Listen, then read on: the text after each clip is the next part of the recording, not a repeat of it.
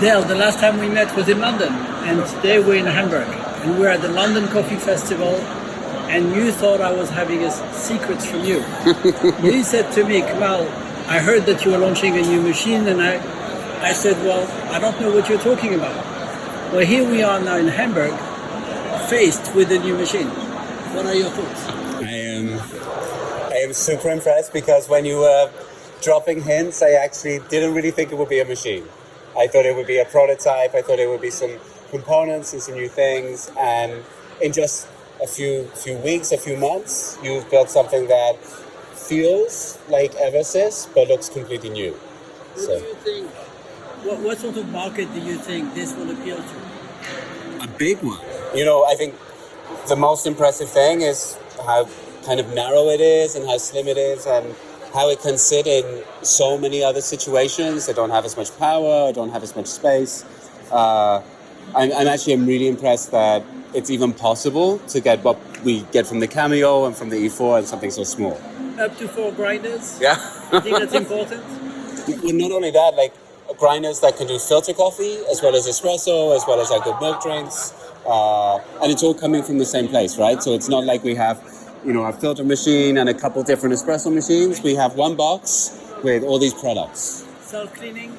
Yeah. So you don't need to take things and put things into buckets. The machine cleans itself, coffee and milk.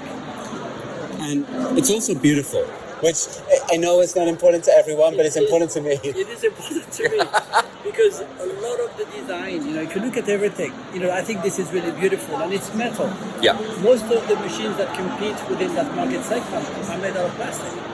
And here we have a machine that's absolutely made out of metal to compete into the market because I think people want things that are attractive. Yeah. So it's not just about producing coffee, about being pragmatic and having something that actually works. It needs to be beautiful. And durable and long-lasting and all the other kind of values you build up over time. I think, what I'm most excited about is I think just how easy it is for that self-service kind of espresso thing and for the quality to be there. Because you're a visionary, what vision does this deliver on for you? Well, I think it fits in a part of the market that we never could compete in. We started with the E4, which was the biggest, most productive machine in the world. Yeah. And it was meant to compete with a traditional 2-group machine.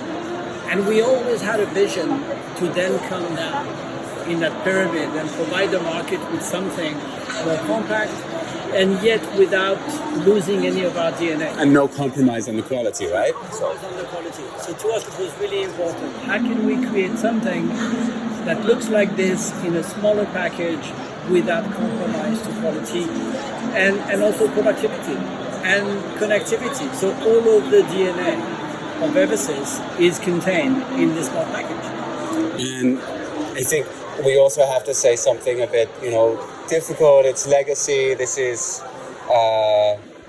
back to the future and going back to values that have been at Eversys from the start and Jean-Paul's vision. And how do you feel he would feel about this machine? I think he would love it because the whole point, people think that modernity is going forward, but you can't go forward if you don't know where you come from. Yeah. So the whole thing about Back to the Future is taking a step back in the past, make sense of it, and then take from the past what is good and noble, and then drive it, use it forward.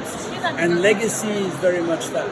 You come to a point in your life where you have to leave something behind for future generations, and that's what a legacy is. I am really excited to see, what comes next, where we see this machine over the next few months. Secrets. Yeah, well, you say that.